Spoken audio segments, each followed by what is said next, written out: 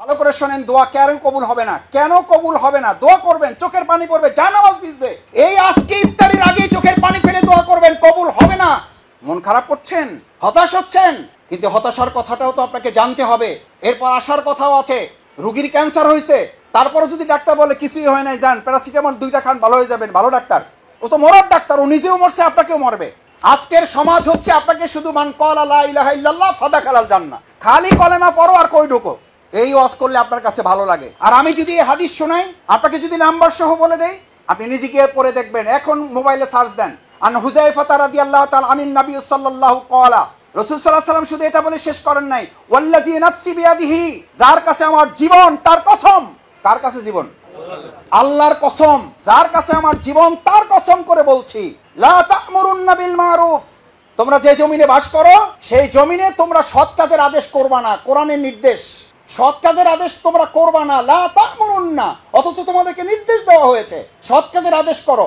ওয়ালা তানহাউন্না আনিল মুনকার, পোকার মাথায় এটা কে ঢুকিয়েছে? তোমাকে আঘাতটা হানতে হবে আগাছায় না ফসলে। আমি দেখতে চাই কৃষক কষ্ট করে তোমার পোকার এই কামড় মোকাবেলা করে ফসল তুলতে পারে কিনা, এই যোগ্যতা থাকলেই তার ঘরে ফসল তুলে দেওয়া হবে। ইসলামের জন্য, কোরআনের জন্য আপনি শুধু কাচুমাচু করবেন, জিলাপি খাবেন, ইফতারে চোখের পানি ফেলবেন, আর কোরআনের রাষ্ট্র কায়েম হয়ে যাবে, কোরআনের আইন কায়েম হয়ে যাবে, আল্লাহর হুকুম আপনি পালন করেছেন বলে আত্মহারাদিত হবেন। এই জন্য আল্লাহ তাআলা আপনাকে পৃথিবীতে পাঠান নাই। আল্লাহ দেখতে চান ওই আগাছার উপরে যে পোকা পড়ে নাই, পোকা পড়েছে ফসলের উপরে।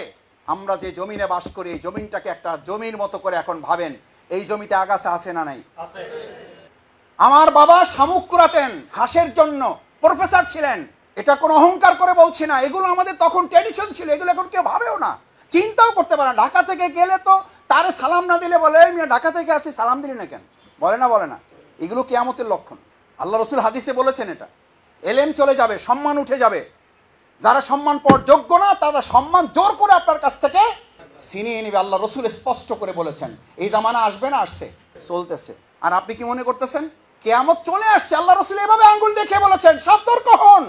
আপনারা কোরআনকে মহব্বত করেন, আপনাদের সাথে থাকলে এই মহব্বত ওরা কোরআনের সাথে লোকগুলোকে আল্লাহ জান্নাতে আজকে একত্রিত করেছেন, জান্নাতে একত্রিত করে দেবেন, শুধু সেই আশা নিয়ে এসেছে। আল্লাহ আমাদের জান্নাতে একত্রিত করে দিন, আমিন। কোরআনকে যারা মহব্বত করবে, কোরআন সেদিন মহব্বত করে বলবে, আল্লাহ আল্লাহ, এই লোকটা মদ খাইছে, গাঁজা খাইছে, জেনা করছে, চুরি করছে, ডাকাতি করছে, নামাজ পড়ে নাই, রোজা করে নাই, আর যাই করছে আমারে ভালোবাসছে, আল্লাহ আমারে ভালোবাসছে। যদি এর জাহান্নামে দিতে হয়, তাহলে তার সাথে আমাকেও জাহান্নামে দিতে হবে। আমারে স্যার, আমি তারে জাহান্নামে দিব না, আমি তারে জাহান্নামে যাইতে দিব না। কোরআন এই আর্গুমেন্ট যদি কারো পক্ষে করে, আল্লাহ তাকে জাহান্নামে দিবেন? ভাইরা, আল্লাহর দাসত্বের শর্ত হচ্ছে ওয়াজতানিবুত তাগুত।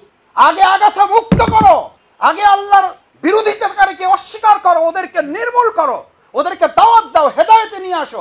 আর না হওয়া পর্যন্ত ওদের নির্মূল করে তারপর তোমার ইবাদত কবুল হবে, না হলে তোমার ইবাদত কবুল। কারণ গোলামীর ইবাদতের দাসত্বের পূর্ব শর্তই হচ্ছে ওয়াজতানিবুত তাগুত। এটা রাজনীতির কথা বলছি, এটা ইসলামী আন্দোলন বাংলাদেশের কথা বলছি, এটা জামাত ইসলামীর স্লোগানের কথা বলেছি। কার কথা? এই যে কোরআন আপনারা শিখেছেন।